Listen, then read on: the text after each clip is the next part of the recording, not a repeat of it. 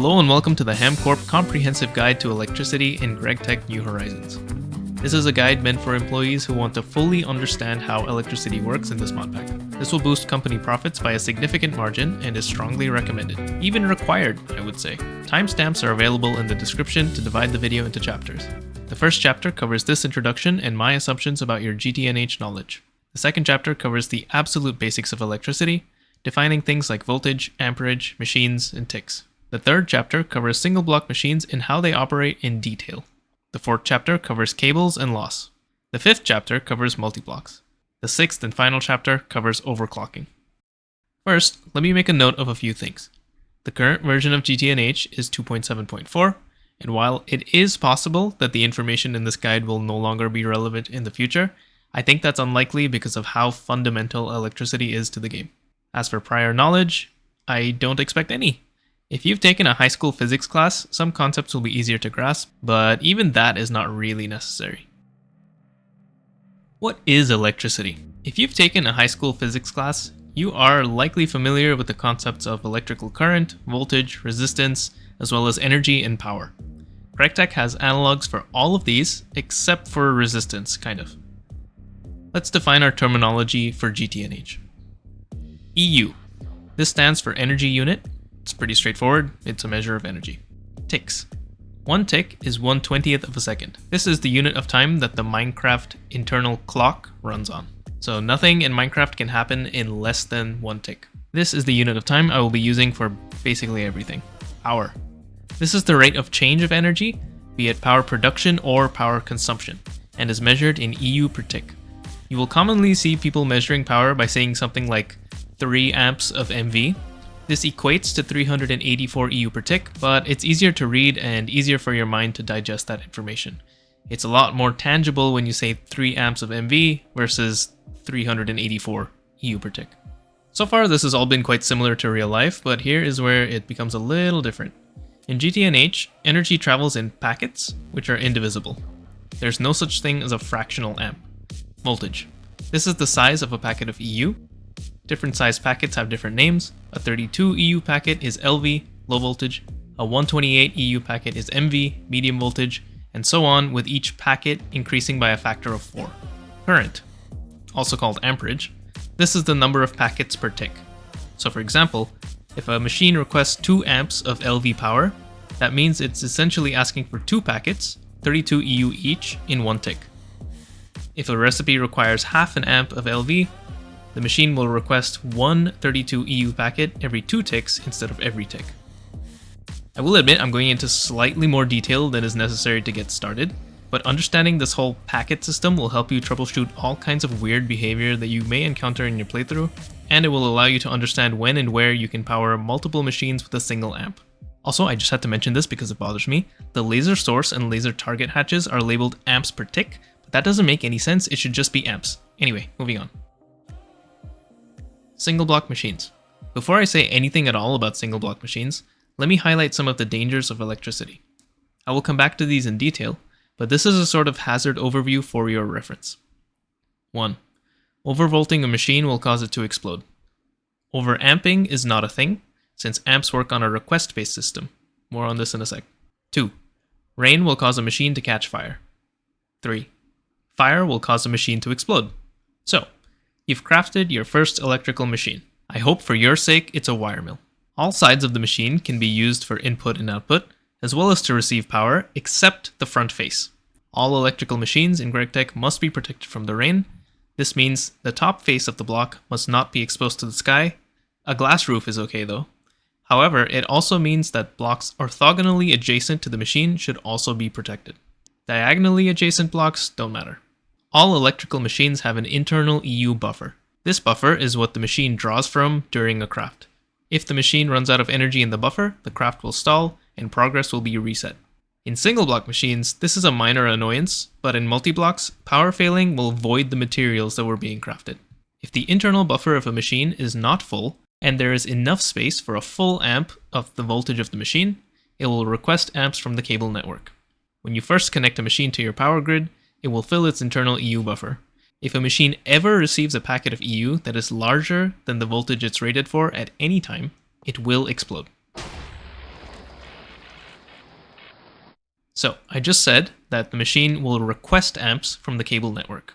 This request for amps can be for 1 amp or for multiple amps, depending on the ongoing crafting recipe. Note that this request does not care about the voltage of the amps requested. This is why a machine connected to a higher voltage cable than itself will explode, and it's also why a machine connected to a lower voltage cable could potentially be underpowered. If the machine is not processing a recipe, the machine can request up to 1 amp. As the recipe power requirement increases, the number of amps requested by the machine also increases, specifically according to this formula. But don't worry, you don't usually have to do math just to place a machine. Typically, a machine will draw around 1 amp, with a few exceptions. Thermal centrifuge recipes require 2 amps, arc furnace recipes require 3 amps, and mass fabricators can require up to 8 amps. But the mass fabricators have their own unique amperage scaling with voltage, so those ones are a bit weird. All other machines can only request up to 2 amps, and that's only when the buffer is super low. Typically, your internal buffer will be full or close to full, say for power supply issues, so your machines will only require up to 1 amp of power to operate, ignoring cable losses. However, machines can draw up to 2 amps during operation, depending on the recipe, and the aforementioned special cases can potentially draw even more. This is important when there's significant cable loss, but it largely stops being important after, like, LV. The effect of cable losses will be covered in the next chapter. So I just said up to 1 amp, but before I said amps are indivisible. If you don't care about the specifics, you can just treat amps as if they are divisible, but they're not. So what's going on here? Let's consider the following recipe. 1 bronze ingot in a vending machine being turned into 1 bronze plate. This recipe requires 24 EU per tick, which is less than 1 amp of LV. Think about the internal buffer of the machine. A low voltage bender has an internal buffer of 2048 EU. Let's just assume we're able to supply adequate power, and we start with the internal buffer of the machine being full. After 1 tick, the recipe progresses a little bit, and the amount of EU in the buffer decreases by 24 EU. We now have 2024 EU in the buffer. There's not enough space for a full amp of LV, so no current is drawn. After a second tick, the recipe progresses some more, and the EU in the buffer decreases by another 24 EU. Now the internal buffer has 2000 EU in it. There is space for an amp of LV, so an amp is requested, and since we have adequate power, the amp is successfully supplied to the machine, and the internal EU goes up to 2032. After a third tick, we repeat this line of thinking, and we end up with an internal EU of 2040. This repeats until the end of the recipe. Notice that the machine did not request an amp on every single tick. It only did when there was enough space. In this case, it draws amps for 3 out of every 4 ticks.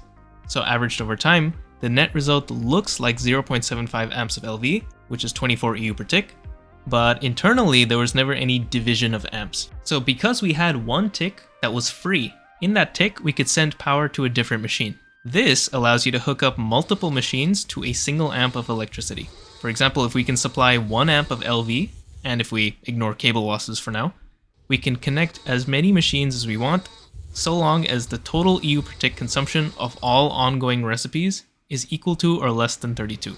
If your machines require more power than what you're able to provide, machines will continue to operate as normal until their internal buffers are depleted, at which point they will power fail. This is why sometimes you may find that you are inconsistently able to run a recipe in a machine despite not having enough power. So far, we've talked about power consumers. Now let's look at power generators and transformers. Power generators are fairly simple. They consume some sort of fuel, for example steam, benzene, or diesel, and they generate a certain amount of EU stored in their internal buffer. Note that different generators have different efficiencies. For example, an LV combustion gen has an efficiency of 95%. If we use cetane-boosted diesel as the fuel, which has an EU value of 1000 EU per liter, the generator will produce 95% of that, so 950 EU per liter of consumed fuel. Once there are other machines connected to your power grid, and amps start getting requested, the generator will consume EU from its internal buffer and supply them to the grid, with a very small loss. This loss is given by the formula on the screen, but you can pretty much ignore this. I only include it here because I want to be comprehensive. Maybe it'll end up being useful for someone doing some kind of bizarre setup where this actually matters. Finally, wrapping up the single block section, transformers. Transformers are both power consumers and power generators. They come in 2 variants, step up and step down, and you can toggle a transformer between these 2 modes by right-clicking with a soft mallet. Be very, very careful to double check or even disconnect wires from the transformer when you do this, as accidentally connecting to a cable line with the wrong voltage can be disastrous. Oh, fuck. Oh, it looks like I did something wrong. Step-up transformers convert 4 amps of a lower tier voltage to 1 amp of the next tier up.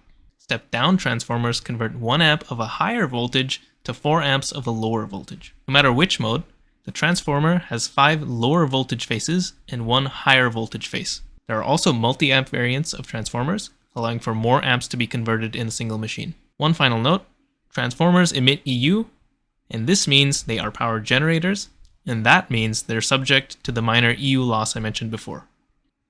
Cables and loss. Like the previous chapter, before I say anything about cables and loss, let me show you the hazard overview for cables. Overvolting a cable will burn it. Overamping a cable will burn it. Wires will electrocute you, but cables will not. The only exception is superconductor wire, which is also safe to touch. Cables can be connected to machines using wire cutters. Every cable or wire in the game has 3 properties: the maximum voltage, the maximum amperage, and the loss per meter per ampere, which I'm just gonna call loss. I always found the loss confusing the way it's written, so maybe these parentheses will help. The maximum voltage is the maximum allowed packet size for any amp traveling in the cable. For a cable rated for MV, for example, amps traveling along the wire can have sizes equal to or below 128. Any larger and the cable will burn. The max amperage is the maximum number of amps that can travel through the cable. If you exceed this, the cable will burn. Note that cables do not stop you from sending more amps than what they're rated for. Also, this does not depend on the voltage rating. If you have a high voltage cable rated for 2 amps and you send 3 amps of medium voltage through it, it will burn, despite the lower packet size and despite the cable being rated for a higher EU per tick than what 3 amps of MV even is. The loss is the amount of EU that is lost as current travels along the wire.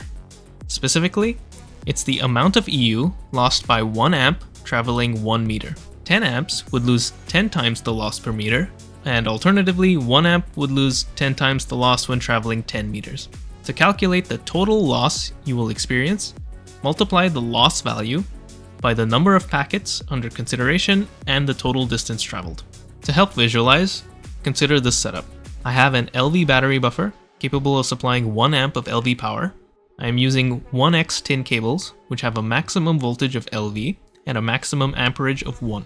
I can connect my machine at any point along this wire, but the closer to the power source, the smaller the loss.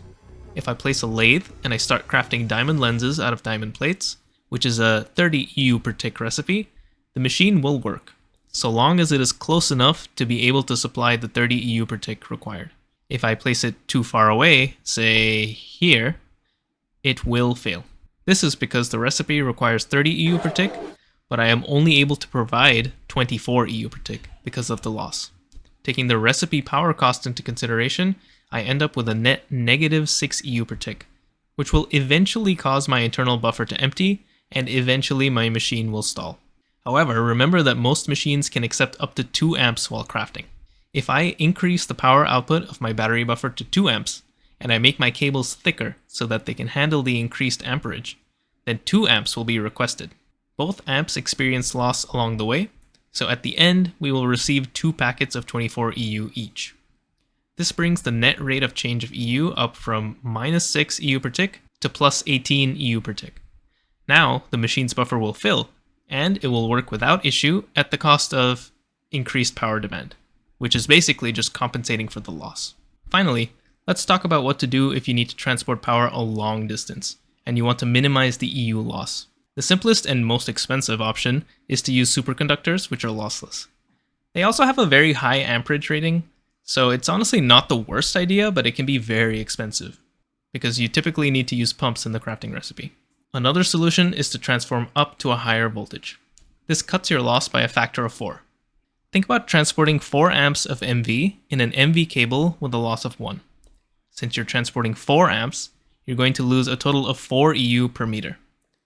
Now, if you transform these 4 amps of MV into 1 amp of HV, and you use new HV cables, also with a loss of 1, you only use 1 EU per meter, since you're now transporting only 1 amp. Note that I'm not accounting for the internal loss that the transformer experiences, but honestly that's just pretty negligible. So, to summarize, if you want to minimize loss over long distances, transform up a voltage tier or two, because the higher voltage you use, the fewer amps or the fewer packets you're sending, and therefore the smaller the effective loss for the same amount of power. Multiblocks. They operate quite similarly to single blocks. As far as amperage and packets and all that are concerned, just think of the energy hatch as a power-consuming single block machine, as if it's like a wire mill or a bender or something. The multi-block controller will use energy from the buffers of the energy hatches to perform crafts. With one energy hatch, the multi will operate at the voltage of that hatch. With multiple hatches, the multi will operate at the voltage corresponding to the total EU per tick draw of all hatches combined. For example, consider a multi with 2 LV energy hatches, which can draw at an absolute maximum a total of 4 amps of LV, 2 per hatch. The multi-controller will see a total potential EU draw of 128 EU per tick, which is MV, and so it will operate at MV. Not all multis allow multiple energy hatches. It should say in the tooltip. You may also have seen multi-amp energy hatches from TechTech. These cannot go on just any multi-block. Only specific multis are compatible, and these always, or at least almost always, explicitly say in their tooltip that TechTech hatches are compatible. These hatches also allow you to operate at a higher voltage. For example, putting a 4 amp HV energy hatch on a Mega Blast Furnace will allow you to do EV crafts. Be careful, this tier skipping is not possible for every single multi-block. Blast Furnaces, Mega Blast Furnaces, Vulcani, all of these allow tier skipping, which means you can put in 4 amps of a lower tier and do crafts of a higher tier voltage. But typically machines don't really allow that. A lot of machines require that you have the corresponding energy hatch to do a certain craft. However, there is still a benefit to adding more power, even if you're not able to unlock new crafts. Overclocking. Overclocking machines is quite simple, especially for single block machines. All single block machines, except for the mass fabricator, follow the same rules for overclocking. Multi-blocks also generally follow these rules, but with some exceptions. Overclocking is simple. If you do a lower voltage craft in a higher voltage machine, the machine will complete the craft twice as fast, but for 4 times the total EU cost. This is called an imperfect overclock or a 2-to-4 overclock. Overclocks can stack, and they do so multiplicatively, meaning if you use a machine that is 2 tiers above the recipe requirement, you will complete the craft 4 times as fast, but for 16 times the power cost. Note that for multi-blocks that have parallelization capability, the multi will first try to use as many parallels as possible, and only then start using excess power to overclock. This is a good thing, because parallelization is more energy efficient than overclocking, at least for imperfect overclocks. Also, note that there is a difference between overclocking and tier skipping. Overclocking is purely about processing speed.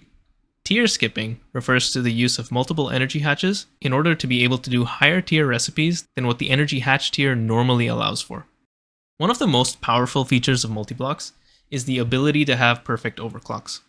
This is a better version of imperfect overclocks, obviously, and it means 4 times the speed for 4 times the EU cost. This does not waste any EU. Not all multis have access to this, and those that do almost always explicitly say so in their tooltip.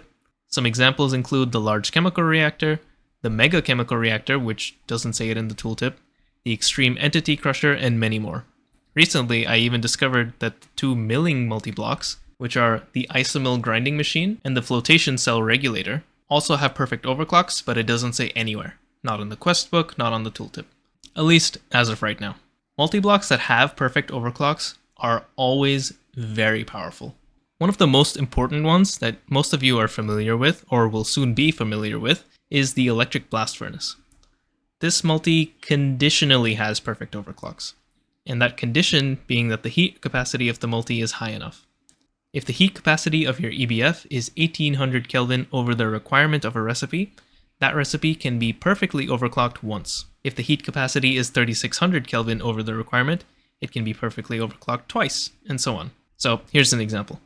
Let's say you have a heat capacity of 9001 Kelvin, and you're doing a craft that requires a heat capacity of 1001 Kelvin. You are 8000 Kelvin over the recipe requirement. This means that you get 4 perfect overclocks. Not quite 5, because your heat capacity isn't high enough for 5, but you do get 4. If the recipe runs at LV, you can use an energy hatch up to 4 tiers higher, so IV, before further overclocks become imperfect again. There's nothing stopping you from using even higher tier energy hatches, but just remember that, in this example, only the first 4 tiers up are perfectly overclocked. The rest of the overclocks are imperfect. And that concludes the HamCorp Comprehensive Guide to Electricity in GTNH. I hope you found it entertaining as well as informative. If there are any mistakes in the video, or if there are any important points I may have missed, let me know and I will add them to the pinned comment. Thanks for watching!